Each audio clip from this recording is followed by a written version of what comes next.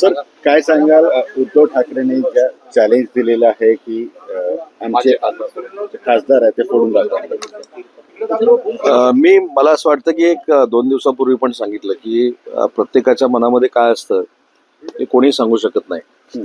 आणि दुसरी महत्वाची गोष्ट आहे की मला कुठं जायचं आहे हे माझ्या मनानं नक्की केलेलं असतं. त्याच्यामुळं परवाची दिल्लीची पत्रकार परिषद देखील आम्ही सगळ्यांनी बघितली. वज्रमूठ आहे म्हणून सांगितली, पण ते आपण सगळ्यांनी बघू आता ते किती दिवस टिकते. त्याच्यामुळे त्यांनी आव्हान दिल्यावर त्याला प्रति आव्हान दिलंच पाहिजे अशातला भाग नाही. परंतु आपल्याला हे देखील माहिती आहे की ज्यावेळी शिवसेनेच्या बाबतीमधली भूमिका उबाठाच्या लोकांना खऱ्या अर्थानं पटली आणि वंदनीय बाळासाहेबांचा वारसा आणि विचार पुढे नेणारे एकनाथ शिंदे साहेब आहेत, हे विधानसभेनंतर पुन्हा एकदा सिद्ध झालं. तर मी असं सांगितलं होतं की 10 ते 12 माजी आमदार, खासदारकीचे उभे असलेले काही उमेदवार, आमदारकीचे काही उमेदवार हे एकनाथ शिंदे साहेबांचं नेतृत्व स्वीकारतील. आणि मला असं वाटतं की प्रोसेस सुरू झालेली आहे. राजन साळवी यांचा 15 तारखेला प्रवेश जवळपास निश्चित मानला जातो. तर या संदर्भामध्ये माझी अजून एकनाथ शिंदे साहेबांची चर्चा झालेली नाही. आम्ही याच्यावर सविस्तर चर्चा करू. त्याच्यानंतर ते पक्षामध्ये येत असताना त्यांच्या काय इच्छा आकांक्षा आहेत त्याच्यावर देखील चर्चा होणं गरजेचं आहे. माझे मोठे बंधू त्या मतदारसंघातनं त्यांचा पराभव करून तिथं निवडून आलेले आहेत, त्यामुळे त्यांना देखील विश्वासात घेणं गरजेचं आहे. या सगळ्या गोष्टीचा विचार झाल्यानंतरच माननीय एकनाथ शिंदे साहेब त्याचा यापर्यंत एकनाथ शिंदे साहेबांसोबत तुमची या विषयावर चर्चा झाली का? आता ह्या सगळ्या गोष्टी ज्या आहेत त्या जाहीरपणानं सांगायच्या नसतात. पण मी तुम्हाला जे सांगितलं की फार मोठी महाराष्ट्रामध्ये मुवमेंट सुरू आहे एकनाथ शिंदे साहेबांच्या नेतृत्वाखाली काम करण्याची, आणि त्याचेच पडसाद तुम्हाला हे सगळ्या बघायला मिळतात. माझ्याकडे 15 तारखेला स्वतः एकनाथ शिंदे साहेबांचा आभार दौरा आहे, त्याच्यामध्ये देखील मोठे प्रवेश होणार. चॅलेंज आहे ते हताशेचं दिसतंय तुम्हाला? उद्धव ठाकरेचं जे चॅलेंज आहे ते हताशेच नाही, मला त्यांच्या आव्हानावर त्यांच्या प्रति आव्हानावर काहीच बोलायचं नाही. शेवटी एकनाथ शिंदे साहेबांच्या नेतृत्वाखाली शिवसेना आम्हाला वाढवायची आहे. ज्या पद्धतीनं 2.5 वर्षामध्ये एकनाथ शिंदे साहेबांनी महाराष्ट्रामध्ये पायाला भिंगरी बांधून फिरण्याचं काम केलं, त्याचे प्रतिसाद आज आम्हाला मिळत आहेत, त्याचा आउटपुट आम्हाला मिळतोय आणि ती संघटना आम्हाला फार मोठ्या पद्धतीनं पुढे न्यायची आहे. दुसरी महत्वाची गोष्ट की शिवसेनेची सभासद नोंदणी देखील सुरू झालेली आहे, त्याला देखील प्रचंड प्रतिसाद आहे. त्याच्यामुळे शिंदे साहेबांच्या नेतृत्वाखाली जसं आम्ही सरकारमध्ये मंत्री म्हणून चांगलं काम करणार आहोत, तसं संघटनात्मक शिवसेना ही फार ताकदीनं महाराष्ट्रामध्ये उभी राहिली पाहिजे, हा देखील आमचा प्रयत्न आहे. एकनाथ शिंदेचा राजन साळवींना फोन आला आणि 3-4 दिवसामध्ये पक्षप्रवेश दिल्लीमध्ये करू अशा प्रकारची माहिती पुढे. तुमच्याकडे काय माहिती आहे मला माहित नाही, पण ठीक आहे, तुमच्याकडे सूत्रांकडनं माहिती आली, मला माहित नाही. मुख्यमंत्री पदासंदर्भात ज्या पद्धतीनं सांगत होते, जयपूर डायलॉग मध्ये काल देवेंद्र फडणवीस ज्या पद्धतीनं बोलले, 2.5 वर्षाचा जे बोलणे झाल्याचं सांगण्यात येत होतं, बोलणी झाली नव्हती झाली, त्यावर तुमचं कसं काय म्हणणं आहे? 2.5 वर्षाचा फॉर्म्युला जो आहे, आणि फडणवीस ज्या पद्धतीने जयपूर डायलॉग मध्ये काल बोलले कुठच्या बाबतीत? आधी म्हणजे 2019 मध्ये अमित शहा जेव्हा मी देवेंद्रजींची पूर्ण मुलाखती बघितली.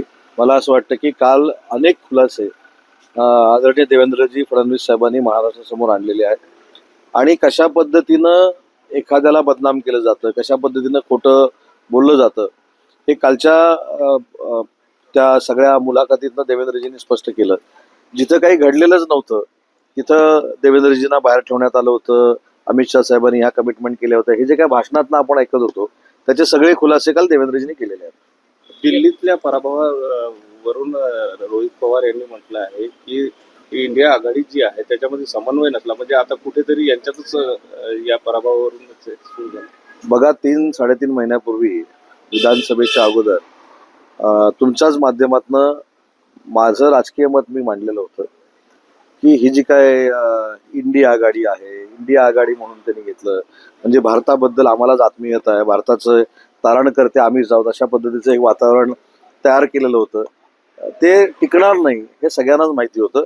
आणि ज्या पद्धतीनं महाराष्ट्रानं पहिलं मॅन्डेट आम्हाला दिलं, त्याच्यानंतर आता दिल्लीनं दिलंय, त्याच्यामध्ये शिल्लक काय राहिला हा एक प्रश्न आहे ना.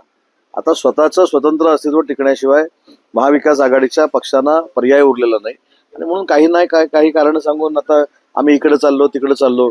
आता महाविकास आघाडीचं भविष्य हे प्रचंड अंधारमय, पुढची 25 वर्ष तरी आपल्याला दिसतंय. आज संजय राऊत म्हणाले की गेल्या 10 वर्षातल्या निवडणुका या सैतानी पद्धतीने लढवल्या जातात, त्यासाठी साम दाम दंडभेद वापरला जातोय.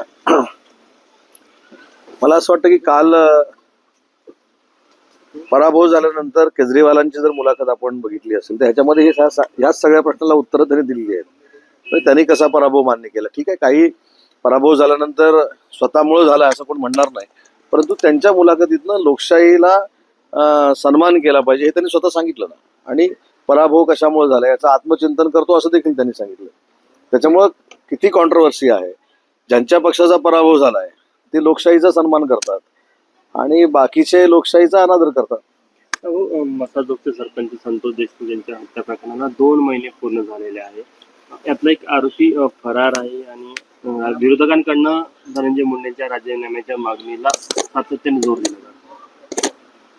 विरोधकांनी काय करावं हा लोकशाहीतला त्यांचा अधिकार आहे, परंतु धनंजय मुंडेंच्या बाबतीमधली स्पष्ट भूमिका सगळ्यांचीच आहे की सध्या त्याची ज्युडिशरी इन्क्वायरी सुरू आहे. त्या प्रकरणाची कोर्टामध्ये मॅटर आहे, काही लोकांना अटक केलेलं आहे, आयजीच्या अध्यक्षतेखाली SIT नेमली गेलेली आहे, त्याची देखील चौकशी आहे आणि त्याच्यामधनं जे काही निष्पन्न होईल, ज्या चौकशीतनं निष्पन्न होईल, आमची शिवसेनेची भूमिका स्पष्ट आहे की जे संतोष देशमुखचे मारेकरी आहेत यांना फासावरच लटकवलं पाहिजे. अशी प्रवृत्ती म्हणजे परत वाढणार नाही ही भूमिका पोलिसांनी घेतली पाहिजे. त्याच्यामुळे जोपर्यंत त्याच्यातनं काही निष्पन्न होत नाही, ते शेवटच्या टोकापर्यंत पोहोचत नाहीत, तोपर्यंत धनंजय मुंडेंबद्दल बोलणं मला योग्य वाटत नाही. परंतु त्यातला मारेकरी एकही सुटता कामा नये आणि प्रत्येक मारेकऱ्याला फाशी झाली पाहिजे ही शिवसेनेची भूमिका आहे. बीएमसी बद्दल काय सांगाल, काय आशावादी आहात तुम्ही? दिल्ली नंतर बीएमसी संदर्भामध्ये निवडणूक आहे, मग तिथे आहे ऑलरेडी, दुसरं आहे, पण BMC मध्ये देखील महायुतीची सत्ता येईल हे चित्र स्पष्ट झालेलं आहे. ज्या पद्धतीनं पूर्वी एकनाथ शिंदे साहेब मुख्यमंत्री असताना मुंबईच्या कायापालट करण्यासाठी त्यांनी प्रयत्न केला, आता देवेंद्रजी करतायत, अजितदादा करतायत. त्याच्यामुळे या तिघांच्या संयुक्त प्रचारातनं, संयुक्त युतीतनं तिथं महायुतीचाच भगवा फडकणार आहे.